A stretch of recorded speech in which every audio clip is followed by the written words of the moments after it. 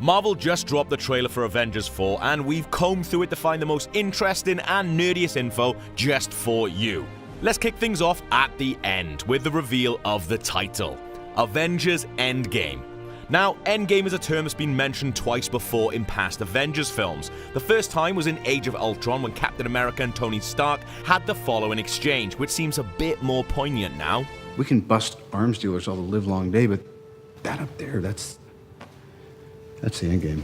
And in Avengers Infinity War, just before he died, Doctor Strange told Tony, "We're in the Endgame now." And the snapping in has an official name now. It's the Decimation, which we learned in the tie-in novel called Avengers Infinity War, The Cosmic Quest Volume 2 Aftermath. The A in Avengers is reassembling here almost in a reverse time stone manner, which symbolizes both the reunification of the splintered Avengers themselves, as well as, we hope, bringing back everyone that was killed by Thanos' decimation. Right, jumping back to the beginning of the trailer, Tony Stark is marooned in space aboard the Guardian ship, the Benatar, with just hours of oxygen left before he perishes. He's recording a farewell to his fiancée Pepper Potts, but have a look at his shirt here. Tony's been stranded in a seeming no-win scenario far from home before. He was even wearing a similar shirt, in what appears to be a visual callback to his plight as a prisoner in the first Iron Man film. If the Guardians can literally run into Thor in the middle of space, then we suspect Tony's not actually going to die alone in the cosmos. Also, if we ever have to go 4 days without food and water, hopefully we look as good as Tony does. Iron Man being by himself begs the question, where did Nebula go? She was last seen with Tony after Thanos killed their companions. And we see here she was aboard the Benatar at least at some point in Avengers Endgame, so maybe she left to go find help, see who else is alive, or maybe she left to go and kill Thanos herself, because that worked so well for her last time, didn't it?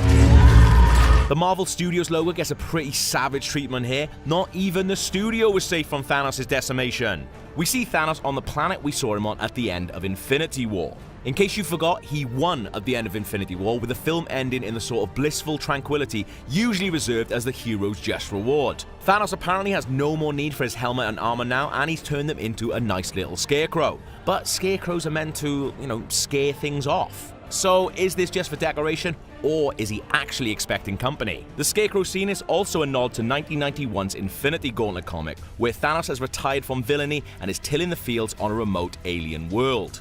In that story, Thanos is retreated in disgrace more than gloating over a hard-won victory. As in the Infinity War film, Thanos acquires the full Infinity Gauntlet in the story and uses it to wipe out half of all life in the universe. The difference is that he quickly loses the gauntlet due to his own hubris and has his work undone. Thanos realizes that deep down he always wanted to lose, and faced with his own psychological weaknesses, he retires to live a quiet, simple life. He even uses his costume as a scarecrow, just as he does in the film. Back on Earth, Captain America and Black Widow have reconvened at Avengers headquarters. Mind you, the trailer doesn't reveal just how much time has passed, but clearly this isn't immediately after the events of Infinity War. We also see the saddest victim of Thanos' decimation seems to be Cap's incredible beard. With half the population gone, including those who have been pursuing him over the Sokovia Accords, Cap no longer feels the need to live as a fugitive. His beard's gone, but Widow still has the platinum blonde hair she adopted while on the run.